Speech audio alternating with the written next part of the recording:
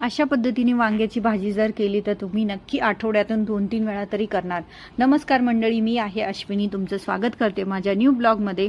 तर आज आपण अशी वांग्याची भाजी बघणार आहे जी एकदम झटपट बनते आणि तुम्ही टिफिनला वगैरे पाठवायची असेल तर एकदम सोपा पर्याय आहे आणि मुलंही खातात। कारण आपण थोडंसं त्याच्यामध्ये थोडी चेंजेस करणार आहे। तर तिकडे मी तेल वगैरे टाकून घेतलं, कढीपत्ता, मोहरी आणि जिरं टाकायचे आणि मी हे जे वांग कट केलं एकदम गोल गोल मस्त कट केलंय, त्यामुळे दिसायलाही छान दिसतं आणि शिजतही पटकन। आता हा मसाला जो आहे हा माझ्या सासरी गावाकडून मी बनवून आणलेला आहे, जो कांडप यंत्रामध्ये बनवून मिळतो गरम मसाला, तो मसाला आहे। फक्त मी 1 चमचा टाकलाय आणि जास्त काही त्याच्यात करायचं नाहीये आपल्याला, फक्त चवीपुरतं मीठ आणि हळद आणि थोडंसं शेंगदाण्याचं कूट टाकायचं। एकदम मस्त बनते ही भाजी। तुम्हाला जर मुलांना टिफिनला किंवा हस्बंडला वाईफला जे जॉबला जातात त्यांना पण इतकी छान अशी भाजी बनते एकदम सोपी पद्धतीने।